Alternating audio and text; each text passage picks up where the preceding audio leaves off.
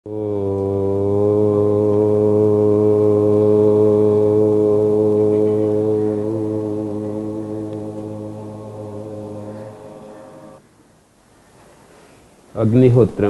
19वीं कक्षा आप सबका स्वागत है। शांतिकरण का ये 26वां मंत्र है। शांतिकरण इस प्रकरण में है 28 मंत्र और इससे पहले जो स्वस्ति वाचन का हमने पारायण किया उससे पहले ईश्वर स्तुति प्रार्थना उपासना के जो मंत्र थे उनको देखा। तो 8 मंत्र ईश्वर स्तुति प्रार्थना उपासना के हैं और ये 31 मंत्र स्वस्ति वाचन के हैं और 28 मंत्र शांतिकरण के। तो ये 26वां मंत्र है। सनः पवस्व संगवे संजनाय समर्वते सन राजन औषधिभ्या। हे राजन, हे देदीप्यमान सोम, विश्व सम्राट सोम, स त्वं नः गवे, तू हमारी ज्ञानेंद्रियों के लिए, गो शब्द यहाँ पर ज्ञानेंद्रियों के लिए संकेत हो रहा है। तू हमारी ज्ञानेंद्रियों के लिए संपवस्व शांति का प्रवाह बहा दो। शांति का प्रवाह ज्ञानेंद्रियों के लिए बहा दो। सोम राजन को संबोधन करके कह रहे हैं। सोम एक औषध होती है, सोम लता होती है। तो भौतिक अर्थ में उस सोम को संबोधन करके कहा जा रहा है कि हे विश्व सम्राट सोमदेव, प्रसिद्ध तुम हमारे को पवित्र करो। सोम हमारे शरीर को पवित्र कर देता है, हमारे रोगों को दूर कर देता है। और ना गवे, हमारी गो अश्व आदि पशुओं के लिए, अर्वते घोड़े, औषधि, वनस्पति और मनुष्यों के लिए सुख का प्रवाह बहा दो। तो यहाँ पर आध्यात्मिक प्रसंग में सना पवस्व संगवे, गायों के लिए माने ज्ञानेंद्रियों के लिए, अर्वते घोड़ों के लिए, घोड़े माने शक्ति के लिए, बल के लिए। गो नाम ज्ञान की जो शक्तियां, ज्ञान हमारे अंदर जो ज्ञान का मार्गदर्शन मिलता है और हमें बल की भी आवश्यकता होती है। तो उन दोनों का प्रतीक बनाकर मंत्र में गवे और अर्वते इन शब्दों से संकेत हुआ है। तो हे सोमदेव, गो के लिए माने ज्ञान के लिए, अर्वते अश्व के लिए माने बल के लिए कल्याण की धारा बहा दो, बवस्व। और औषधियों के लिए, औषधि ये पंचम्यंत पद हो सकता है। औषधियों से, उनसे प्राप्त जो शांति है उसको हमारे लिए बहा दो। औषधिभ्या ये चतुर्थी भी होती है, औषधिभ्या पंचमी भी होती है। तो औषधियों से प्राप्त जो शांति है उसको हमारे लिए बहा दो। औषधियों से आई हुई जो शांति है उसको बहा दो। और जनाय, सब मनुष्यों के लिए। औषधिभ्या जनाय माने सब जनों के लिए शांति बहा दो, औषधियों से प्राप्त शांति को बहा दो। इस तरह से यहाँ शांति की कामना की जा रही है। हमारी ज्ञानेंद्रियों के लिए शांति बहा दो और बल कर्मेंद्रियों के लिए शांति बहा दो। यहाँ अर्वत जो है कर्मेंद्रियों का उपलक्षण है। कर्मेंद्रियों के लिए शांति बहा दो, सभी मनुष्यों के लिए शांति बहा दो। हे सोम परमेश्वर, शांति से परिपूर्ण जो शांति गुण से युक्त जो परमेश्वर है उसको स्मरण कर रहे हैं। हे सोमदेव, ऐसा ऐसा कर दो। ये हम अपनी आंतरिक मांग अनुभव कर रहे हैं, हम महसूस कर रहे हैं। हम इसको इस रूप में प्रार्थना को बराबर देखते हुए आ रहे हैं। प्रार्थना एक अभिप्सा का रूप है। प्रार्थना मानी अभिप्सा। तो आपको कोई अड़चन नहीं होगी अभिप्सा का अर्थ होता है सब तरफ से किसी वस्तु को प्राप्त करने के लिए जो चाह होती है उसको अभिप्सा कहते हैं। ऐसी चाह को अभिप्सा कहते हैं जो किसी भी तरह हटाई न जा सके, जिसको हम हटा ही न सके। सोते जागते उठते बैठते हमारे ऊपर जो कब्जा कर ले, हमारे मन बुद्धि प्राण इंद्रियों के को घेर करके और बस यही जम जाए, हमारे हृदय में बस जाए, ऐसी जो चाह होती है उसको अभिप्सा कहते हैं। तो प्रार्थना मानी अभिप्सा। तो ये जो मंत्र बोले जा रहे हैं ये अभिप्सा के संकेतक है, अर्थात हमारी चाह ऐसी बन जाए इन सब के लिए जो यहाँ पर दिग्दर्शन कराया जा रहा है। तो शांति के लिए यहाँ अभिप्सा की जा रही है। ज्ञानेंद्रियों में शांति हो, कर्मेंद्रियों में शांति हो, सभी मनुष्यों में शांति हो, औषधियों से जो शांति हमें मिले वो बहा दो। बहा दो मानी हम आवश्यकता महसूस कर रहे हैं इसके लिए, जो हमसे बड़ी शक्ति से निवेदन कर रहे हैं, प्रार्थना कर रहे हैं। अर्थात जब हम अपने आप को असहाय, कमजोर और उस काम को करने में असमर्थ पाते हैं तो अपनी बड़ी शक्ति के सामने आत्मनिवेदन करते हैं। अर्थात अपनी हम पूरे प्राण को उस इच्छा को पूर्ण करने में लगाना चाह रहे हैं, ऐसा हम महसूस कर रहे हैं। और जब ऐसा महसूस करते हैं तो कुछ विधान है ऐसा सृष्टि का, कुछ ऐसा नियम है इस सृष्टि का कि वो घटित हो जाती है, वो चीज घटित हो जाती है। अभी आखिरी के दो जो मंत्र हैं इनमें अभय प्रार्थना की गई है। अभयम ना करत्यंतरिक्षम अभयम द्यावा पृथ्वी उभे में अभयम पश्चाद अभयम पुरस्ताद उत्तराद अधराद अभयम नोस्तु। ये कह रहे हैं कि अभयम न करति अंतरिक्षम करति। करति जो है यहाँ लेट लकार का प्रयोग है और लेट लकार में करोतु अर्थ निकलेगा, लिंग अर्थ है लेट। अभयम न करत्य अंतरिक्षम, अंतरिक्ष में अभय कर दो। अंतरिक्ष लोक आकाश, हमारा जो हृदय स्थान है उसको अंतरिक्ष कहते हैं। तो हमारे हृदय में अभय कर दो, हमारे हृदय में अभय को स्थापित कर दो, निर्भय हो जाएं हम। इमे उभय द्यावा पृथ्वी, और ये द्युलोक और पृथ्वीलोक न अभयम हमारे लिए, अस्मभ्यम अभयम कुरुताम, द्यावा पृथ्वी जो है हमारे लिए अभय कर दे, अंतरिक्ष अभय कर दे हमको, हमारे लिए अभय कर दे, और द्युलोक पृथ्वीलोक हमारे लिए अभय कर दे। न है अस्मभ्यम द्यावा पृथ्वी उभे में उभे इमे अभयम करति करतः, करतः का अर्थ हो जाएगा कुरुताम, करति करतः करंती ऐसे रूप चलते हैं। तो करतः मानी कुरुताम, वैदिक भाषा में करति करतः करंती लेट लकार का रूप है, नहीं तो करोतु कुरुतात कुरुताम कुरुवंतु, कुरुतात कुरुताम कुरुवंतु, कुरु कुरु कुरुतम कुरुत, करवाणी करवावे करवामे, ऐसे लोट लकार में रूप चलते हैं। तो ये द्यावा पृथ्वी, दोनों जो द्यावा पृथ्वी हैं हमारे लिए अभय कर दें। अभयम पश्चात, हमारे पीठ पीछे अभय हो।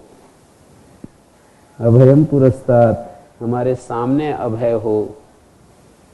उत्तरात अधरात अभयम नो अस्तु, और हमारे ऊर्ध्व देश से उत्तरात, और अधरात अधर देश से, या यूं समझो उत्तर देश से और दक्षिण देश से, उत्तर देश से अभय हो जाए, दक्षिण देश से अभय हो जाए। पूर्ण निर्भयता, दिव्य सुरक्षा हो, ऐसी प्रार्थना की गई है यहाँ पर। गुरुजी, हाँ जी, ये सब दिशाओं में से अभय की मांग की है, तो सब दिशाओं में से भय कैसे रहता है? अभी बताने जा रहा हूं मैं। अभयम, अभय की प्रार्थना जो है बहुत बड़ी प्रार्थना है। अभय करने का ये अर्थ होता है, अभय होने का ये अर्थ होता है कि हमारा जीवन एक प्रकार से पूर्ण जीवन हम जीना चाहते हैं। हम ऐसा जीवन जीना चाहते हैं जहां कभी भी हमारे जीवन में भय का नाम और निशान हमें ना दिखाई दे। तो ये तब हो पाएगा, अभय जीवन का स्वरूप तब हो पाएगा जब हम सहज हो जाएंगे, हमारी कोई इच्छा नहीं होगी, हमारी कोई चाह नहीं होगी, इस तरह की हमारा किसी दूसरे के जीवन में हस्तक्षेप नहीं होगा। भय कब आता है? आप विचार करके देखें कैसे कैसे भय आता है। भय आता है जैसे कोई दो साथी रहते हैं तो वो आपस में एक दूसरे की कमजोरी जानते हैं, फिर उनमें मन मुटाव हो जाता है तो भय आने लगता है कि ये तेरी कमजोरी ना बता दे अब दूसरों के सामने। किसी एक की कमजोरी होती है तो वो डरने लगता है कि तेरी कमजोरी को दूसरों के सामने। कोई एक व्यक्ति, ऐसे समझिए कि राजनीति में भी ऐसा होता है कि कोई एक व्यक्ति किसी के साथ रहता है तो उसके बहुत सारे, कोई एक बड़ा नेता है और उसके बहुत सारी कमजोरियों को जानता है, तो वो हमेशा उससे डरता रहता है कि ये कहीं विरुद्ध हो गया तो ये सारा। तो भय कब आता है? भय हमारे सुख में, भय का जो मनोविज्ञान है उसको हमें समझना पड़ेगा कि ये भय आता कैसे है, भय कैसे पैदा होता है हमारे अंदर। भय पैदा होता है हमारी चाह में बाधा पड़ने से। हमारी जो चाह होती है, सबकी मूल चाह यही है कि हमारे जीवन में सुख रहे, ये सबकी हमारी चाह है, दुख ना आए और सुख रहे, ये हम सबकी मूल इच्छा है। तो इसमें यदि बाधा पड़ेगा, मानी दुख आने की संभावना होगी और सुख में बाधा पड़ेगी, तो भय तो होगा ही। कोई एक व्यक्ति, जैसे कोई यहां से नाराज होकर के जाने लगे तो हमारे मन में थोड़ा सा ऐसा आता है ना कि ये उल्टी पुल्टी बातें, व्यर्थ की बातें करेगा। यदि थोड़ा बहुत उसके साथ कहीं, फिर ज्ञान के द्वारा हम उसको स्वस्थ हो जाएं कि इस संसार को कोई भी हमारे बारे में कुछ बोल सकता है, हमें अपनी तरफ से ऐसा मौका नहीं देना या ऐसा व्यवहार नहीं करना जो कि वास्तव में हमारी ही आत्मा उसको गलत कहती है। जब हमारी आत्मा किसी को गलत कहती है और फिर दूसरा उसको पॉइंट आउट करता है तो निश्चित रूप से हमारे को भय आता है। यदि हमारी आत्मा निर्दोष है और फिर कोई कुछ कहता है, तो यदि ज्ञानी पुरुष, अज्ञानी तो उसमें भी दुख महसूस करता है। अज्ञानी व्यक्ति तो मिथ्या आरोप जो लगाए जाते हैं, अज्ञानी व्यक्ति वहां भी हिल जाता है, लेकिन जो ज्ञानी होता है वो कम से कम मिथ्या आरोप के समय अपने को शांत रख सकता है, पूर्ण शांत रख सकता है, भय रहित रह सकता है। लेकिन अज्ञानी व्यक्ति इस काम को नहीं कर पाएगा। वो अच्छा सुनना चाहता है और तभी उसको निर्भयता होती है, नहीं तो थोड़ा सा भी इधर उधर से वो असुरक्षित हो जाता है। अज्ञानी व्यक्ति एकदम असुरक्षा में चला जाता है। तो ये भय क्या है? भय असुरक्षा का एक इमोशन है। हमारे सुख में अब कोई बाधा आने जा रही है, इस तरह से ये इंडिकेशन बन जाता है कि अब कोई ना कोई आफत आ रही है, हमारे व्यक्तित्व में कहीं ना कहीं रुकावट आएगी, कहीं ना कहीं दिक्कत आएगी, हमारे जीवन में कहीं ना कहीं बाधा आएगी, तो इसलिए भय होता है। हाँ बोलिए। ओम गुरुजी, ये भय के विषय में ऐसा भी कई जगह वर्णन मिलता है और हमें स्वयं को महसूस भी होता है कि भय से हम सुरक्षा के प्रयत्न भी करते हैं, उससे हमारी सुरक्षा भी होती है। तो क्या भय का कोई ऐसा रूप भी है जो हमारे लिए लाभकारी हो?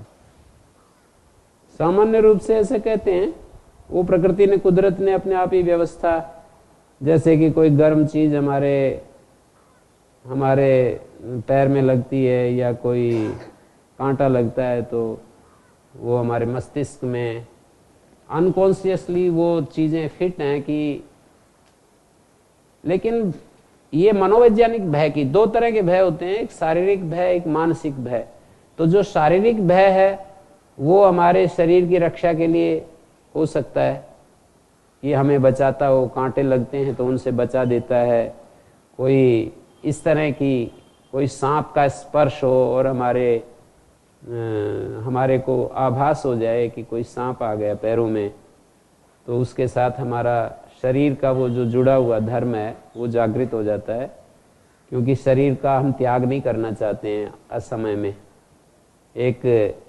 एक भाव हमारे अंदर बैठा हुआ होता है कि असमय में हम शरीर को नहीं छोड़ना चाहते ऐसे राजी राजी, कि ऐसे ही कोई काटता है तो काट लेने दो भाई। लेकिन ये जो मनोवैज्ञानिक भाव, मनोवैज्ञानिक जो भय है उसको समझना पड़ेगा, ये कैसे कैसे आता है, किस किस तरह से आता है। संन्यास प्रकरण में जब संन्यास दीक्षा ली जाती है तो उसमें 3 बार बोलते हैं कि मत्ता सर्वभूतेभ्यो अभयमस्तु, भू संन्यस्तम स्वाहा, भुव संन्यस्तम स्वाहा, स्व संन्यस्तम स्वाहा। मैंने भूलोक के पदार्थों को छोड़ दिया है, अंतरिक्ष लोक की सब चीजें छोड़ दी हैं, द्युलोक की सब चीजें छोड़ दी हैं, मुझसे सब प्राणियों को अभय हो। माने इच्छा,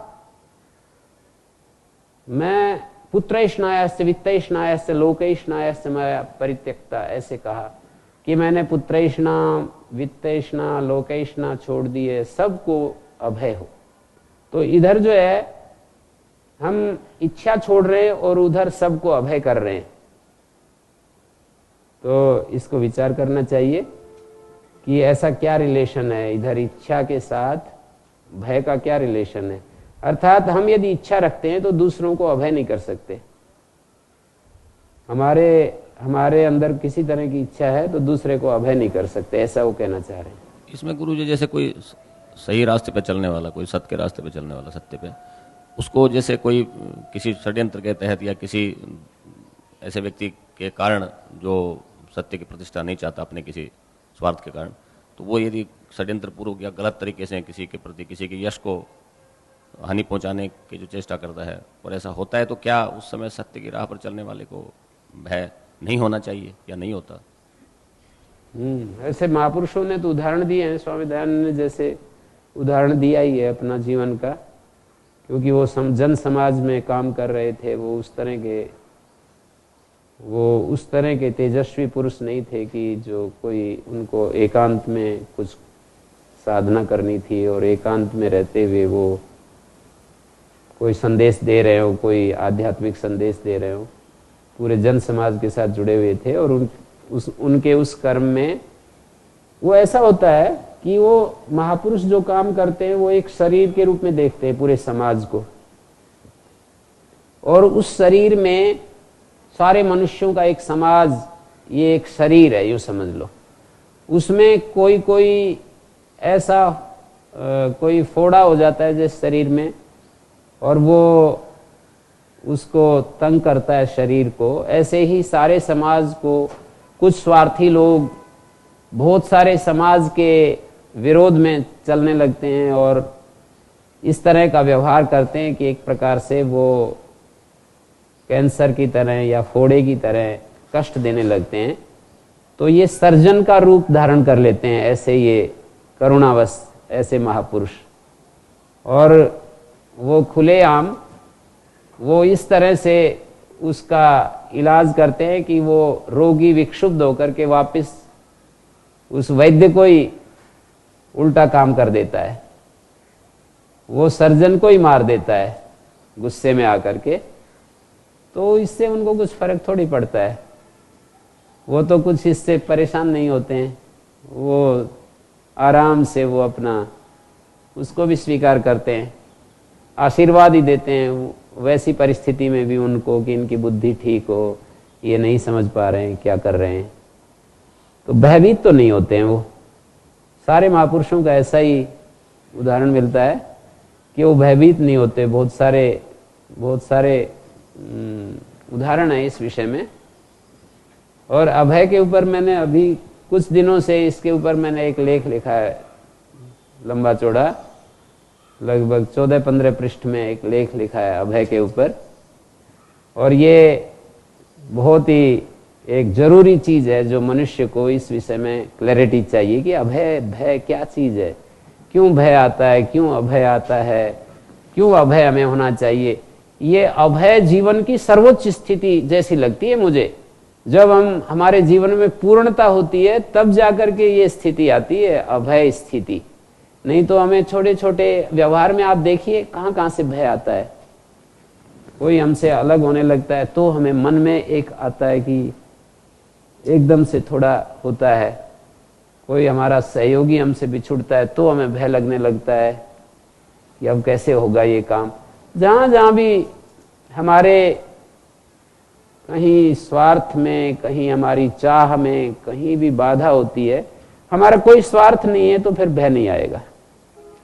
तो ऐसे स्वामी दयानंद को कोई डर नहीं लगा। ऐसे वो जो प्रचार कर रहे थे वो किसी को ऐसे दुख नहीं दे रहे थे कि मुझे इनको दुख देना है। वो बहुत सारे जन समाज के सुख के लिए काम कर रहे थे। कुछ लोग जो दूसरों का शोषण कर रहे हैं, दूसरों की तरफ ध्यान नहीं दे रहे हैं, अपने स्वार्थ पूर्ति में लगे हुए हैं, सारे समाज के सामने उनकी तरफ ध्यान, समाज का ध्यान आकृष्ट कर रहे हैं कि इसको भी देख लो आप लोग, ये ऐसा ऐसा भी हो रहा है। तो इसलिए महापुरुष तो निश्चिंत रहते हैं, सामान्य आदमी भयभीत रहता है, अपने आप को असुरक्षित महसूस करता रहता है। और भय का जो कारण मेरे समझ में आया वो तो यही है कि भय का कारण चाह होती है, सुख में बाधा होती है। हम किसी भी सत्य को जब हम नहीं कह पाते हैं तो आप देखेंगे कि वहां कोई ना कोई ऐसी बाधा आ जाती है कि ऐसा कहेंगे तो ऐसा हो जाएगा। हम अपने लिए डरते इसलिए हैं कि उसमें हमें बाधा महसूस होती है कि ये संकट आएंगे सामने। तो अभय प्रार्थना, और भी बहुत सारे वेदों में तो अभय के लिए बहुत है। गीता में भी अभयम सत्य संशुद्धि, ये दैवी संपत्ति में सबसे पहले गिनाया है अभय को। ये जो दैवी संपत्ति है उसमें अभय पहली चीज है। और कई एंगल से इसको देखा जा सकता है। बृहदारण्यक उपनिषद में कहा द्वितीयाद वही भयम भवति। भय जो है वो दूसरे से होता है। हम पूरे इसको अस्तित्व को एक समझने लगे तो फिर किसका भय होगा। द्वितीयाद भयम भवति, द्वितीय से भय होता है। और जिसने सारे प्राणियों को आत्मा में और आत्मा को प्राणियों में देख लिया, सर्वभूतेषु आत्मानं सर्वभूतानि चात्मनि समम पश्यन् आत्मयाजी स्वराज्यम अधिगच्छति। जिसने अंदर के राज्य को प्राप्त कर लिया, सब प्राणियों को आत्मा में, आत्मा को सब प्राणियों में समान रूप से जो देख रहा है, वो तो अंदर के स्वराज्य को प्राप्त कर लेता है। उसको किस लिए भय होगा। चरक ने यह कहा असमर्थता भय कराणाम। ये जो भय करने वाले जितने कारण हो सकते हैं उनमें असमर्थता प्रमुख कारण है। मानिए हम अपने आप को जब कमजोर पाते हैं, दीनहीन पाते हैं, तब जो है हमको भय होता है। यदि हम इस तरह से सक्षम, समर्थ, अंदर से भरे पूरे अपने को महसूस करें तो कोई भय का कोई वहां पर कारण नहीं।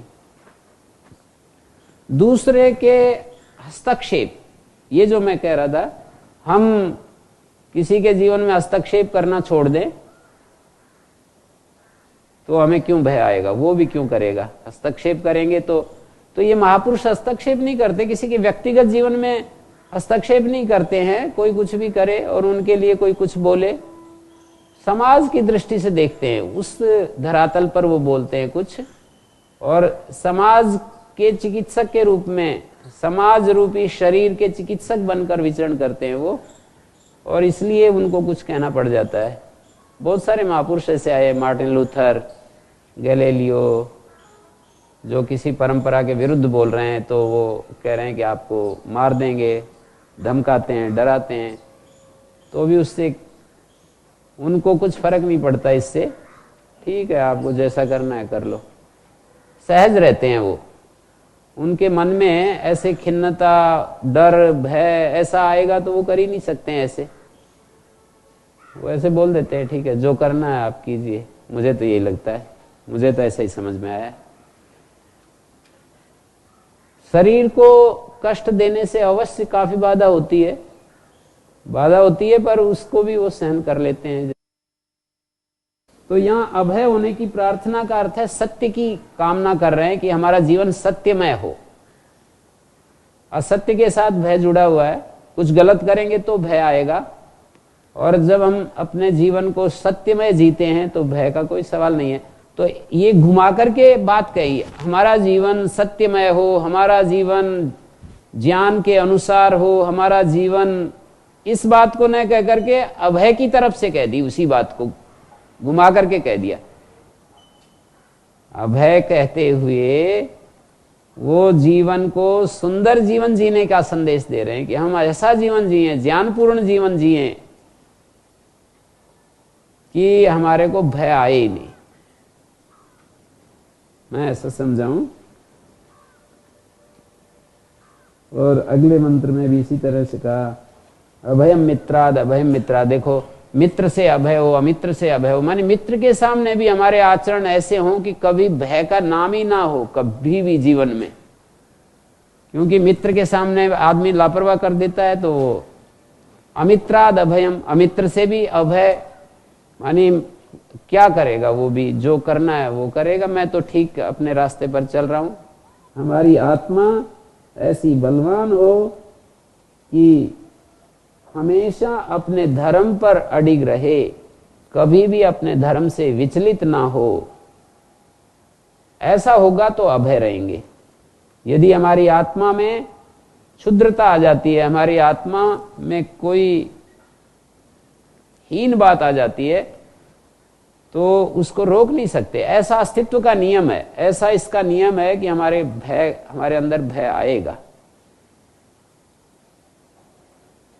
भय को कोई समाप्त करने वाली चीज है तो फिर जीवन की जो अंतिम, जो मान लीजिए किसी ने अपने पूर्व जीवन में कुछ गड़बड़ की, कुछ गलती हुई, उससे भय आता ही है। जैसे कि किसी ब्रह्मचारी को एकांत में कोई नौजवान बहन के साथ रात को सोना पड़ जाए एक ही कमरे में, तो भय आता है कि कहीं तेरा मन खराब नहीं हो जाए। तो भय आता है ना, उसकी स्थिति ऐसी है कि भाई ये जो है, यदि वो सहज हो जाए तो क्यों आएगा भय। माने सुखदेव महाराज जी जैसा है कोई, तो फिर भय कहां से आएगा। तो इस तरह से देख सकते हैं इन उदाहरणों को हम, कि जहां जहां हमको किसी ने अभी शराब छोड़ी है और 2-3 महीने हुए हैं, 4-5 महीने हुए, और ऐसी जगह सोना पड़ जाए कि जहाँ अच्छे 5-5 हज़ार रुपए की बोतल रखी हैं, 10-10 हज़ार रुपए की बोतल रखी हैं, और उसको छूट भी, हाँ जी आप सेवन करो तो देख लो, ऐसे छूट भी दे दी जाए। या कोई साथी लोग, उसके पुरानी साथी अभी अभी छोड़ा था 2-3 महीने, और इकट्ठे हो तो भय आता है। पर जब हमारे संस्कार खत्म हो जाते हैं तो फिर भय नहीं आएगा। जैसे ये तो आप लोग अपना अनुभव करके देख सकते हो कि हमारे को भय नहीं आता है, एक एक विषय में भय नहीं आता है। जो खाने पीने की जो चीजें हैं उनमें हमारा यदि नियंत्रण अभी पूरा नहीं है, और डॉक्टर ने, जैसे हमारे को डायबिटीज हो रही है और डॉक्टर ने मना किया है कि मीठा नहीं, और तरह तरह का मिठाई आने लगी, तो एक बार मन चलता है तुरंत भय आएगा कि यदि ये मिठाई खाएगा तो मरेगा। और मन में ही नहीं आती तो किस बात का भय। हमारे को मन में ही नहीं आ रही, ऐसे इच्छा ही नहीं हो रही, तो फिर तो भय और अभय की कोई बात ही नहीं। लेकिन यदि स्थिति हमारी ऐसी हो रही है कि हमारा मन चल रहा है और हम उससे हटना चाहते हैं, तो फिर जरूर भय आएगा। और यदि हम खा ही लिया तो भी भय आता रहेगा कि भाई खा तो रहा हूं पर पता नहीं क्या होगा, अब ऐसे अंदर अंदर डरता रहेगा। तो ये सब उदाहरणों को पकड़ करके ना हम जो जीवन जीते हैं उसको हमें देखना चाहिए कि कहां कहां कैसे कैसे हमारे भीतर घटनाएं घटती हैं, कहां कहां भय आता है। उन प्रसंगों को पकड़ करके और अपने जीवन का अध्ययन करना चाहिए, भय का अध्ययन करना चाहिए। कहां कहां ऐसा होता है, भय कहां कहां आता है ऐसे देखिए, और भय निर्भयता कहां कहां रहती है ऐसे देखिए। तो जहां जहां भय आता है वहां वहां कमजोरी है हमारी, ऐसे समझ सकते हैं, आराम से समझ सकते हैं कि जहां जहां भय आता है वहां वहां हम समर्थ अपने आप को, वो जो चरक का जो वाक्य मैं बोल रहा था कि असमर्थता भय कराणाम, तो यदि आप समर्थ हैं अर्थात आपके ऊपर उसका प्रभाव नहीं होता है, जैसे शराबी के ऊपर जिसने छोड़ दिया है, भूतपूर्व शराबी था उसने छोड़ दिया है शराब को, तो उसके ऊपर कोई प्रभाव नहीं होता है तो भय नहीं आएगा। और यदि प्रभाव हो रहा है तो भय आएगा। किसी ने धूम्रपान छोड़ा है और अभी अभी उसको ऐसे लोगों के साथ में रहना पड़ेगा तो वो जरूर उसको डर होगा कि मैं अभी इनके साथ रहूंगा तो जरूर।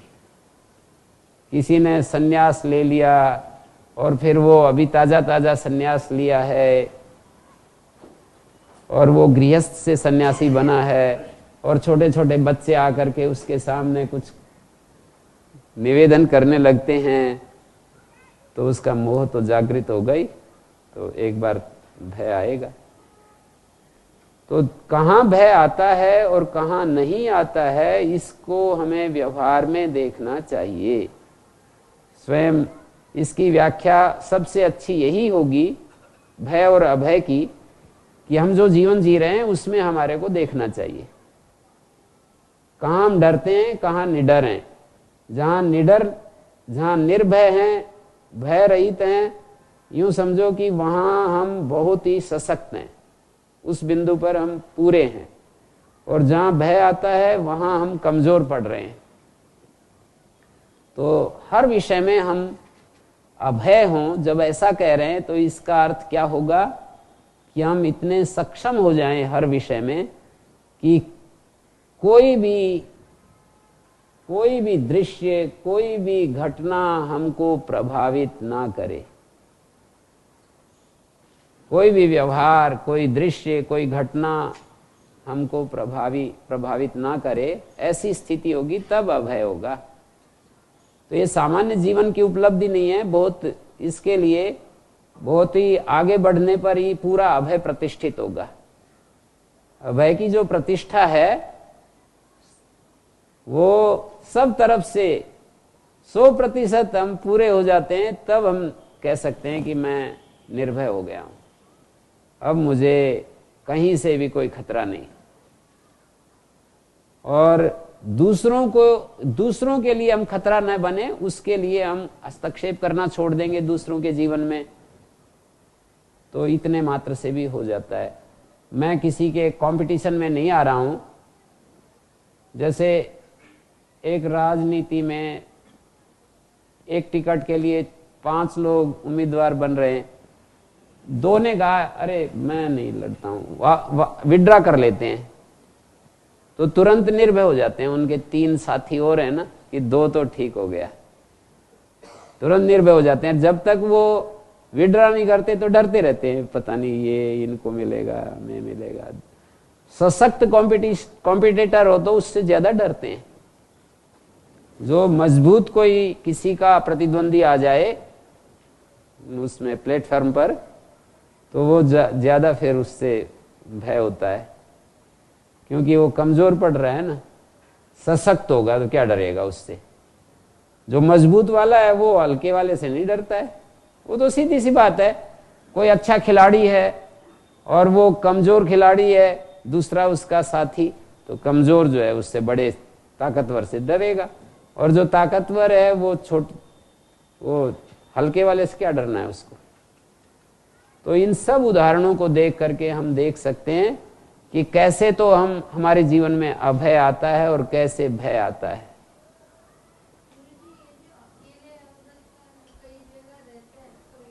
बड़ा बड़ा अपार्टमेंट आ गई, ये जो सुरक्षा के लिए हम जिसको रखे हैं उनसे ही गड़बड़ हो जाता है, मतलब वो मार देते हैं। हाँ ऐसी स्थिति में कैसे, मतलब वो अभी कैसे। हाँ, तो वो तो मैंने यही बतलाया कि जहाँ भी कमजोर पड़ेंगे वहां तो भय तो आएगा। तो उसके लिए तो वो जो भी उपाय किए जा सकते हैं, वहां अपने किसी और साथी को बुलाओ, कुछ भी करो, पर बात तो वही आई ना कि जहां भी कमजोर पड़ेंगे हम तो भय आएगा। यदि हम सशक्त हैं तो भय नहीं आएगा, कमजोर पड़ रहे हैं तो भय आएगा। हम कहीं भी रहना पड़ता है किसी अपार्टमेंट में, तो वहां जो बाड़ी खेत खाए, कभी ऐसा भी होता है ना, तो भय तो होगा ही यदि हम कमजोर पड़ रहे हैं तो। पर ऐसा उदाहरण नहीं मिलेगा कि हम पूरे सक्षम हैं, समर्थ हैं और फिर भय आए, ऐसा उदाहरण नहीं मिलेगा। खाने पीने का उदाहरण, रहने का उदाहरण और जीवन में जो हम व्यवहार करते हैं, सब जगह ऐसा ही लग रहा है कि जहां हम कमजोर हैं, राजनीति हो, कोई ये फिल्मी दुनिया है, वहां पर भी अपने प्रतिस्पर्धी से हमेशा दूसरा डरता ही रहेगा यदि वो सशक्त है तो। ऐसे ही राजनेता, ऐसे उद्योग, जो कारोबार हैं, उसमें जो बड़े एक जो उसका जो साथी है उससे दूसरा साथी डरता रहता है। स्पर्धा में तो भय रहेगा ही, जो सशक्त है उससे डरेगा कमजोर वाला। जो मजबूत है वो तो छोटे वाले से नहीं डरता, पर छोटे वाला मजबूत से डरेगा। तो सन्यासी तो छोड़ ही देता है, स्पर्धा को खत्म ही कर देता है, मेरी किसी से कोई स्पर्धा नहीं, मैं किसी के साथ लाइन में ही नहीं हूं मैं। तो अब वो किसी के साथ लाइन में ही नहीं है, तो फिर वो दूसरे लोग क्यों डरेंगे। जैसे हमने प्रश्न उठाया वहां लेख लिखते समय कि ये जो इच्छा के छोड़ने से अभय होने का क्या रिलेशन, कि सन्यासी इच्छा छोड़ रहा है और वो सबको अभयदान दे रहा है, अपनी इच्छा छोड़कर दूसरों को अभयदान दे रहा है। तो यही विचार आया कि अपनी इच्छा छोड़ने से दूसरे कैसे भी जियो भाई, मैं कुछ भी तुमको नहीं, ना मैं उद्योग में आपके साथ, ना मैं कोई स्पर्धा में आपके साथ, किसी पद में आपके साथ, राजनीति में आपके साथ, अपने जैसी भी आपकी इच्छा है करो, मेरी तरफ से मुक्त हो। हम दूसरे को अभय करते हैं, ऐसे अपने को भी देख सकते हैं कि हम कैसे अभय होंगे। दूसरों को तो अभय कर दिया कि हम इनको हस्तक्षेप नहीं करेंगे, तो अपने को अभय करने के लिए क्या होगा, अपने को अभय करने के लिए एक ऐसे कर लें कि कोई इच्छा नहीं, अभी मैं तो बस ऐसे जीऊंगा कि बस हर रोज मेरा अंतिम दिन है। सन्यासी को तो कहा ही है रोजाना अपने मृत्यु की प्रतीक्षा करता रहे, ऐसे लिखा है मनुस्मृति के एक श्लोक का अर्थ करते हुए स्वामी जी ने संस्कार विधि में, कि मृत्यु का बाट देखता रहे।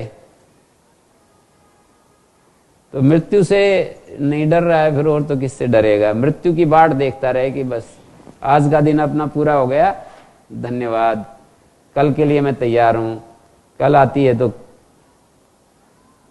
तो मैं तैयार हूं। ऐसे तो ये अभय जो है ना, इसको और विचार करो आप लोग, कहां कहां अभय आता है। ये तो थोड़ी मैंने आपके सामने चर्चा की, थोड़ी जितना मेरे पास विचार मस्तिष्क में आ रहा था वो मैंने रखा। आप लोग भी इसको बढ़ा सकते हो, इस बिंदु को उजागर किया है मैंने, केवल ध्यान दिलाया है कि ये भी एक साधना का बिंदु है, और अध्यात्म साधनाओं में अभय होना भी एक वो माना जाता है, आवश्यक बिंदु माना जाता है। हमको भयभीत नहीं रहना है कभी भी।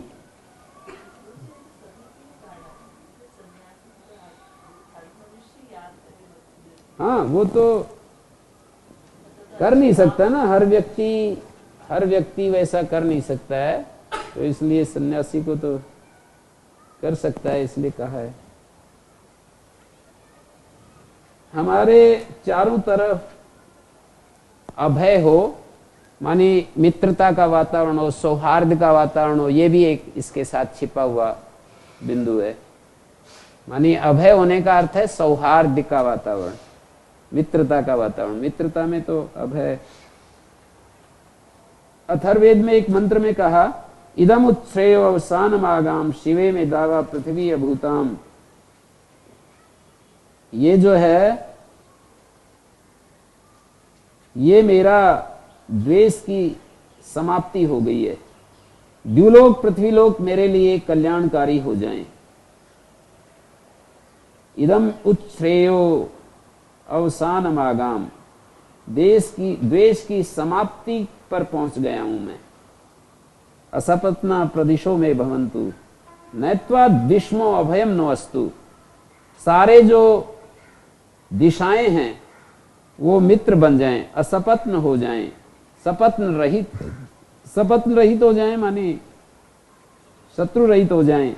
नवैत्वा दिश्मा अभयम नो अस्तु। हम किसी से द्वेष नहीं करते, किसी से अप्रीति नहीं करते। अभयम नो अस्तु, हमारे लिए अभय हो, हमारा कोई शत्रु नहीं बचा। ये भाव आना चाहिए अभय होने के लिए। इस दुनिया में कोई मेरा शत्रु नहीं है। शत्रु हो बेशक, पर ये नहीं मान रहा कि मेरा कोई शत्रु नहीं है।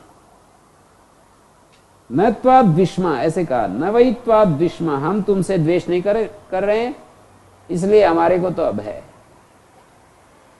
आपकी मर्जी, जो करें, आपका अपना कर्म, आपका चाहत, आपकी इच्छा, कुछ भी करो। तो यहां तक ये हमने इसको देखा, शांतिकरण पूरा हुआ। अज्ञाधान के मंत्र गोविल गृह सूत्र में आता है, ओम भूर्भुवस्व। यहां पर भू भुवस्व का पहले भी अर्थ आया है।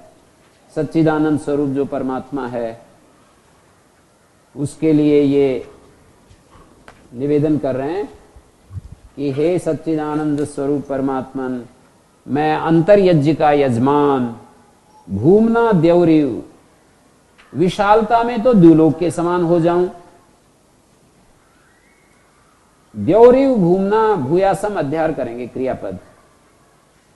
भूर्भुवस्व द्यौरिव भूमना, विशालता। भूमना का अर्थ है यहां पर, भूमन शब्द का बहु का भाव भूमा होता है, बहुत्व होता है। भूमा का अर्थ विशालतया, ये अर्थ है भूमना। विशालतया, विशालता, विशालता के आधार पर मैं द्युलोक के समान हो जाऊं। द्युलोक जो है, where is the limit, sky is the limit.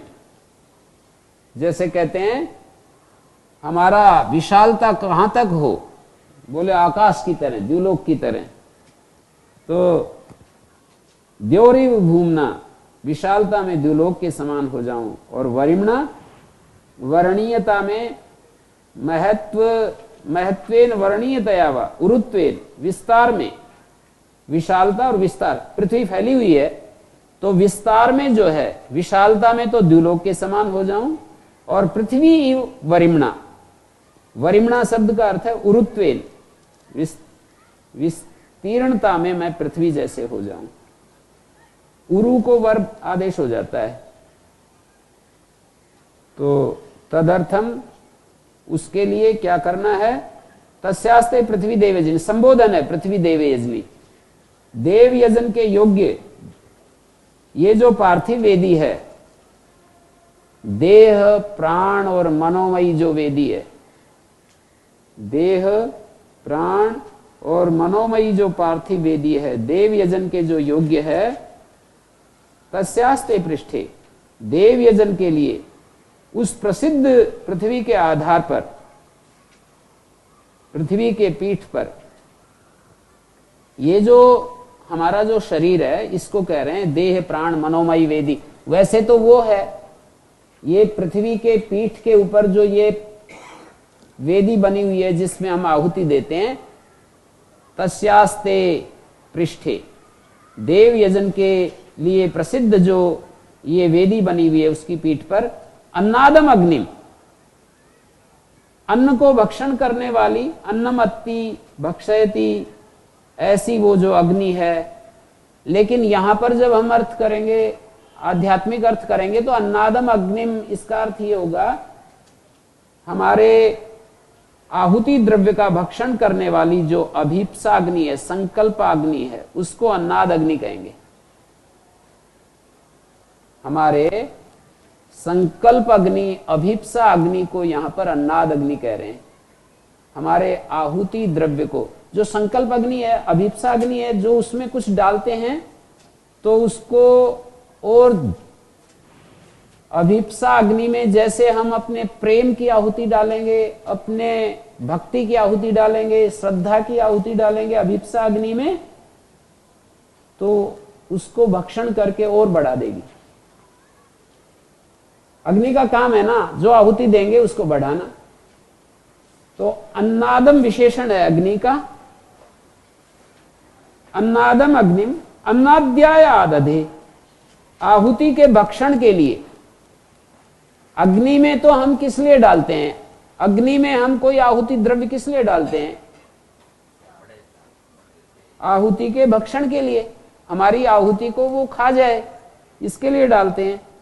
तो आदधे का अर्थ है प्रतिष्ठापयामी, चैत्य अग्नि को प्रदीप्त करने के लिए हमारे अंदर जो चैत्य अग्नि है, अंतरात्मा रूप जो अग्नि है, उस चैत्य अग्नि को बढ़ाने के लिए ये अग्नि को स्थापन कर रहा हूं मैं, अभीप्सा अग्नि को स्थापित कर रहा हूं। एक चैत्य अग्नि है और एक है इधर अन्नादम अग्निम। अन्नादम अग्निम ही चैत्य अग्नि के प्रदीपन के लिए स्थापित कर रहा हूं। जो संकल्प अग्नि है, अभीप्सा अग्नि है, उसको स्थापित कर रहा हूं। किस प्रयोजन के लिए स्थापित कर रहा हूं संकल्प अग्नि, अभीप्सा अग्नि को? चैत्य अग्नि को बढ़ाने के लिए। अंतरात्मा रूप जो अग्नि है उसको प्रवृद्ध करने के लिए, बढ़ाने के लिए मैं स्थापित कर रहा हूं, आहुति भक्षण के लिए।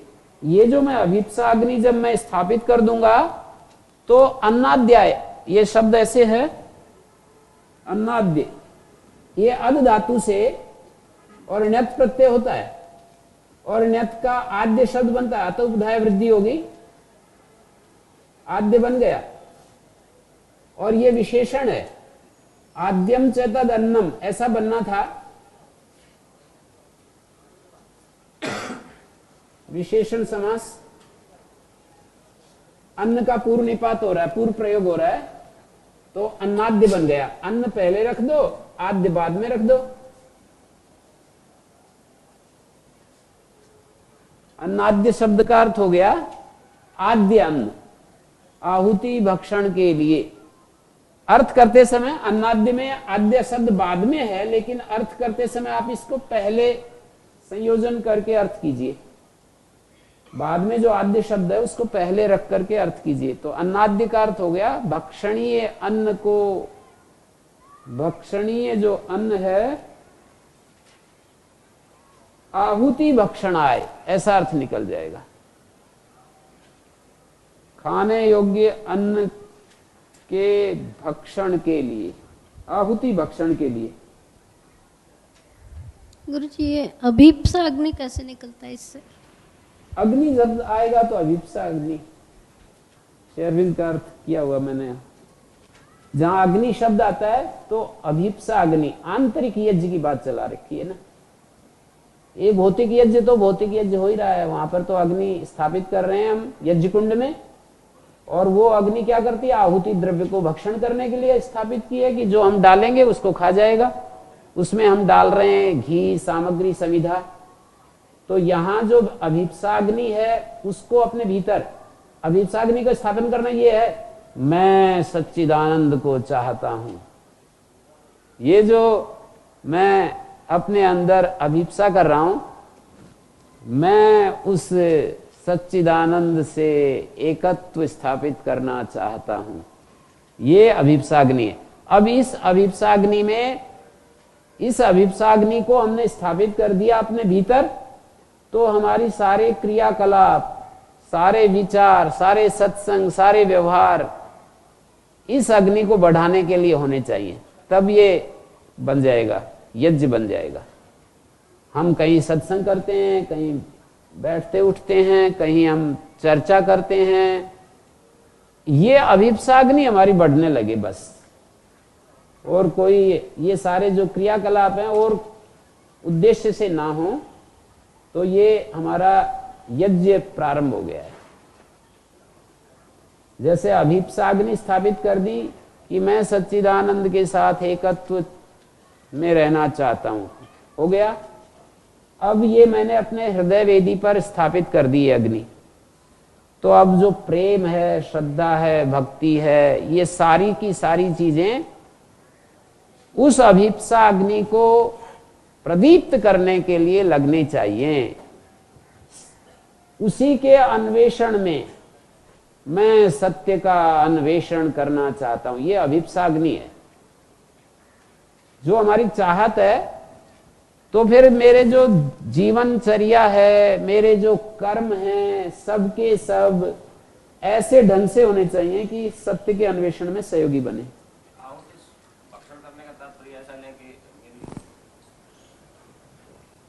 मेरी अभिप्साग्नि और बढ़े। बिल्कुल वही अर्थ। और तो इसका क्या लोगे। ओम भूर्भुवः स्वः सच्चिदानंद स्वरूप परमात्मा से कहा कि मैं ऐसा ऐसा हो जाऊं। दो बातें कही पहली पंक्ति में, द्यौरी भूमना भूयासम और वरिमणा पृथ्वी भूयासम। विस्तार में पृथ्वी के समय समान हो जाऊं, विशालता में द्युलोक के समान हो जाऊं। और फिर कहा तस्यास्ते पृथ्वी, हे देव यजनी पृष्ठी, ये देव यजनी पृथ्वी। यहां पर भौतिक धरातल पर जो यज्ञ वेदी होती है उसको देव यजनी, देवा यज्यन्ते यत्र, देवताओं का यजन किया जाता है, पूजन किया जाता है जिस पर, उसको देव यजनी कहते हैं। देवा यज्यन्ते यस्मिन यस्याम, देवा देवों का यजन किया जाता है जिस पर, उसको देव यजनी कहते हैं। हे देव यजनी पृथ्वी तस्यास्ते पृष्ठे, तेरी पीठ के ऊपर। तो यहां अध्यात्म में लगेगा देव यजनी पृथ्वी जो होगी वो हमारा ये शरीर ही होगा। देव यजन के योग्य जो हमारा देह, हमारा प्राण और हमारा मन, तीन चीजें, ये पार्थिव वेदी बनेगी। आधार हमारा शरीर, हमारा मन, हमारा प्राण, ये पार्थिव वेदी बनेगी। तो इस पार्थिव वेदी के पीठ के ऊपर तस्यास्ते पृष्ठे, तुम्हारे आधार पर, माने देह प्राण मन को आधार बनाकर, और इसमें जो हृदय है, हृदय कुंड, वहां पर मैं अन्नादम अग्नि में स्थापयामी। अन्नाद अग्नि को, क्या है वो अन्नाद अग्नि? अभिप्सा अग्नि, संकल्प अग्नि। मैं सत्य को जानना चाहता हूं जीवन में, मैं सारे बंधनों से मुक्त होना चाहता हूं। इस तरह से जो हमारे अंदर एक अभिप्सा के रूप में जो एक प्यास जो हमारी पैदा हो, अभिप्सा जीवन की अंतिम मांग, अभिप्सा कि प्रथम और अंतिम मांग, इससे आगे कुछ मेरी मांग नहीं, बस यही है मेरी तो मांग। तो उसको मैं स्थापित कर रहा हूं अपने हृदय। ये तो पीठ हो गई, ये शरीर मन प्राण तो पीठ बन गए, और इस पीठ का जो सेंटर पॉइंट है हृदय बोला जाएगा।